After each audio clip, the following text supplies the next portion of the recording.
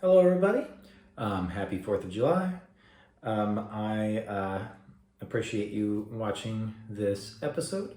And the PDF for this episode is really important. So I will link to it in the comments. It's a bigger one. I spent a lot of time on it. It has a lot of information in it.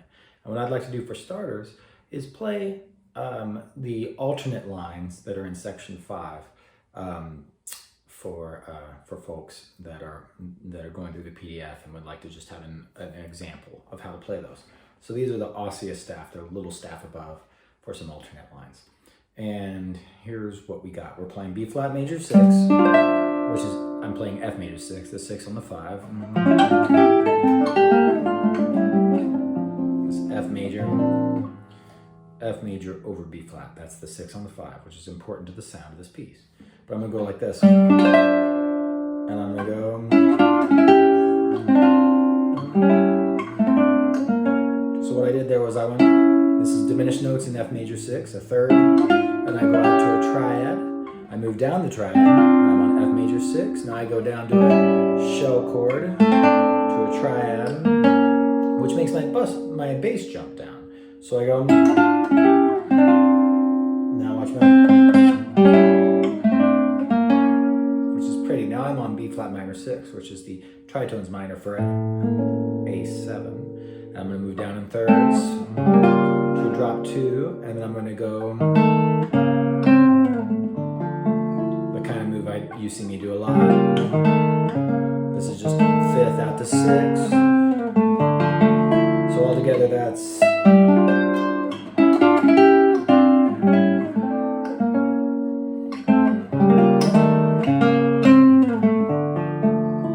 and then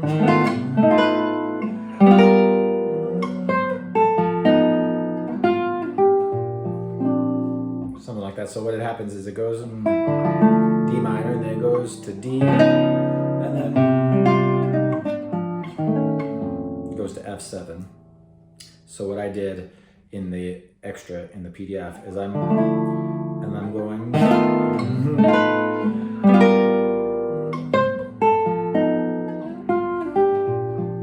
So just having fun with a little bit more out sound. So what that is this is F dominant 7 flat 5, which I can play over D flat 7, which is D flat 7 is actually the tritone 7 for G, which goes to C minor. But at any rate, this is the dominant 7 flat 5 based off of the third. Whether I think of it as D flat 7 or as G7, this is the dominant 7 flat 5 based on the third, because this is either F dominant 7 flat 5 or B dominant 7 flat 5. So I can think of it like that. So I go F7 flat 5, and then I go to C minor 7, which is E flat major 6, but I borrow 2 notes. So, and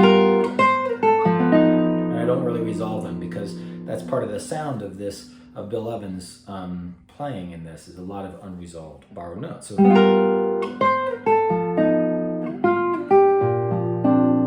okay, so that's what that is. And then there's some other stuff that happens. So now it goes so we get to A7, and I do Barry's chromatic scale against the dominant 7 flat 5 for A7. So dominant 7 flat 5, that's dominant 7 flat 5 stuff. I'm gonna go like this. That's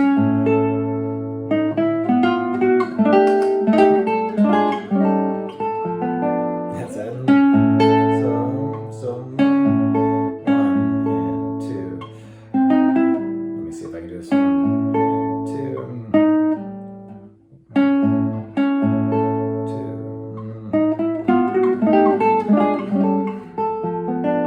Yeah, so it's pretty fast, but it's fun. So it's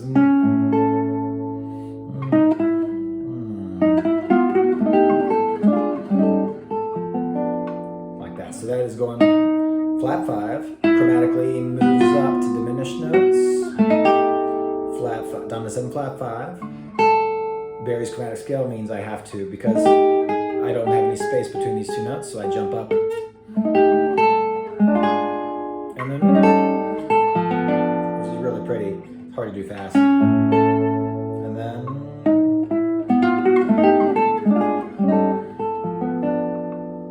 okay. And then I do something on E7, it goes to E7. Sorry.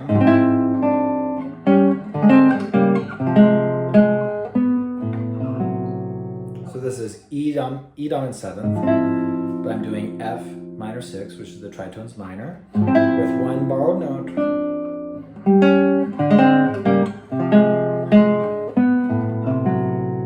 So that's an alternate line here on page 10 of this document. This is diminished notes. This is a little shell chord for F minor 6, diminished notes. Okay, so alternate lines. And past that, I'd really recommend if you'd like to explore more. I've already done one episode on blue and green, but I said that I would do a more extensive thing, and here it is. This is a full arrangement with alternates, and the document, the PDF, guides you through. It has scales of chords, it has charts, it has all this stuff, and discussion. And, you know, talking about similar things that I've talked about before with blue and green, which is there's lots of borrowing, there's lots of the 6 on the 5. D minor 6 and D minor 7 are interchanged freely, so it might be, you know, you switching between them and is nice. There's scale of scales stuff, which I've done episodes about, which is like all the stuff you do on a dominant 7. But I hope that this is, I hope that folks check out that PDF and find it to be really helpful. I think I'm really happy with it, and I hope that you see that this is an example again of how Barry Harris's ideas don't create any particular sound. I mean, I don't even really think of it as jazz theory. I just think of it as music. It's just music. Like, you can do anything with Barry's concepts that he's taught us. That's what's so wonderful about it. I look at classical pieces of all kinds of styles in this way, and it's not even through a lens. It's just looking at what the notes do.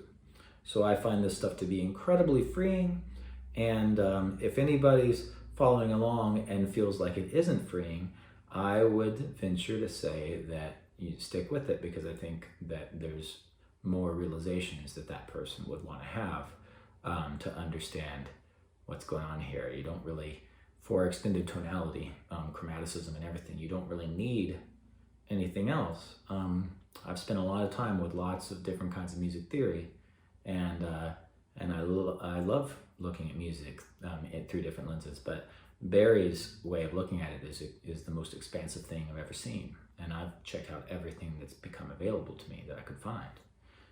So it's really expansive and really empowering, and it gives us a lot of freedom, and it's just an amazing thing, and it's really fun.